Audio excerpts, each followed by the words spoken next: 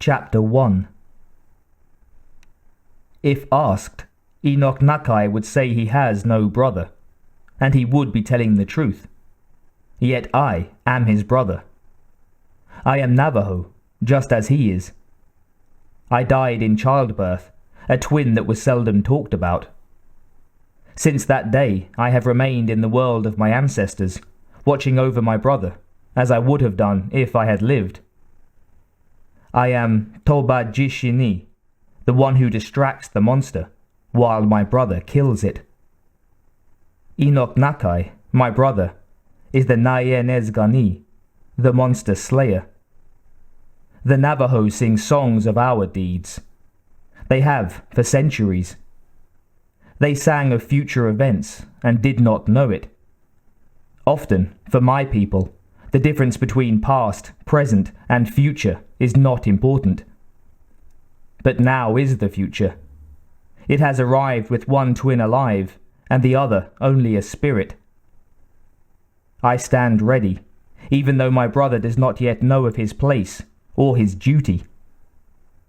This is the story of how the monster is fought. This is how it starts. The scattered mesas had lonely duty over the dark New Mexico night. The slight gold in the western sky was a faint reminder of the long, hot day. The silver in the eastern sky the promise of a cold night, soon to be guarded by a full moon. But for now the rocks, the red sand, the brush stood mute, as the blackness crept in over the high desert and arroyos that twisted between the scattered rock mesas. Above it all the sky was peppered with thousands of stars, casting very little light on the animals and insects that haunted in the magic time between day and night. Near the base of one small mesa, a puma crouched on the warmth of a flat rock, its huge, golden eyes watching a small group of wild boar feed among the scrub. The cat's fur was the dusty color of the red and gold desert dirt, brush, and sand. When not moving, the cat was almost invisible. Not a muscle twitched as it waited. It was a patient hunter. It wouldn't attack the entire group. Even with its speed, strength, and razor-sharp claws, it wouldn't stand a chance against the pointed tusks of 5 boar. Boar were nasty creatures, often not worth the effort it took to kill one. The cat had been injured once, a long time ago, by a wild boar. It had never forgotten the pain. Since then, it had killed dozens of boar, but always cautiously, carefully, never making the same mistake twice. As it had done many nights before, the big cat watched for the chance that one of the boar might stray just a little too far from the rest. Then the cat would take its prize. Until that moment came, the cat would wait. It didn't have to wait long. A very faint breeze, still warm from the day's sun, brought the odor of a boar downwind. A boar was close. It was snuffling, searching for something that smelled good in the dirt. The cat watched. Behind the cat, the first sliver of the full moon broke above a nearby mesa, casting faint silver shadows among the scrub and rock.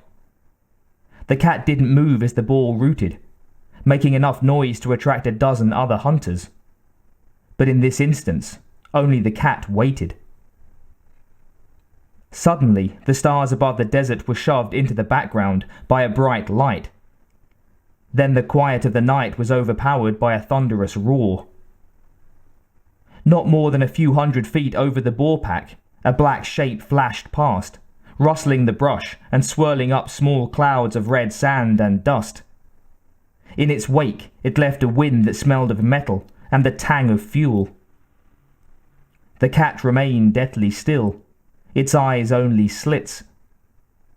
All of the boar squealed in fright and broke into the brush, scattering as if the shape in the sky had landed in their midst instead of just passing over. The big cat, ignoring what had happened among the stars, moved, placing itself between the stray boar and the rest of the pack, cutting off any retreat. The boar, already panicked from the light and noise, now smelled the cat. The beast ran, squealing and snorting, moving farther away from the others and the safety of numbers. If it were cornered, it would turn and fight. It would kill if it had to. The sky above had returned to normal, and after what seemed only a moment, the desert seemed to forget that anything had interrupted the normal course of the night. But events had changed. Soon the cat would feed. The cat ran after the single boar, steadily, silently, making no mistake, remaining hidden, even as it gave chase. On a slight ridgeline just above the big cat, another figure stepped up, surveying the surrounding desert as if it owned it. This figure did not belong in the high desert. Its massive, human-like shape was alien to everything around it. But like the cat, it too was a hunter. And now it stood silently, watching the cat follow the boar through the rocks and brush. The moon had risen higher, gloriously full. If the cat had looked up from the desert floor, it would have seen the figure, outlined against that bright circle.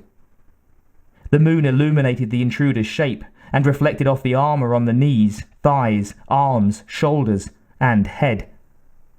Thick claws extended from its fingers and toes, and thick, snake-like strands of hair hung from under its almost flat-topped helmet. A necklace of bones hung around its neck, draping over its chest. But because it was downwind, the big cat missed the creature looming above it. Instead, the cat's attention was focused completely on the boar. The boar had settled down slightly, thinking it had lost its pursuer. The boar still smelled of fear, but the scent was receding. The cat crouched, motionless. The boar was about to make its first and final mistake. The boar glanced over its shoulder, saw and smelled no predator, and then rooted in the dirt. The cat's muscles tensed. It was about to spring, to tear out the boar's throat in one massive bite, when suddenly a blue bolt hissed through the air like a snake striking. The big cat froze as the snaking energy struck the boar just under the head and exploded, killing the prey instantly. The cat had seen animals die like that only once, when humans were present. And the cat knew that if the humans saw it, the cat would die too. So the big cat turned and vanished silently into the brush and rock. But the cat was wrong. There were no humans. The only two-legged being was the alien above, the alien watching the cat as it went, nearly invisible against the darkened landscape. The alien nodded with approval. One hunter always appreciates the skills of another. Then the alien moved down to the body of the boar and, with a quick slice of a hidden blade, cut its neck. It held the bloody head up in the air, as if offering the prize to some unseen god among the stars. Then, hooking the boar's head onto its belt, the alien started off through the rocks and desert brush, moving silently through the shadows. The big cat also moved on, searching for new prey. The smell of the boar's fresh blood would bring out the desert scavengers to clean up the remains of the kill. Within 3 days there would be nothing remaining but scattered white bones, bleaching in the heat of the day. Thus was the way of the high desert. The alien glanced in the cat's direction, tempted by hunting such an experienced hunter. But in the end, the alien decided to move towards its primary target. There was an enclave of humans not far from here. They, the alien knew, were worthy prey. They would give him a challenging hunt.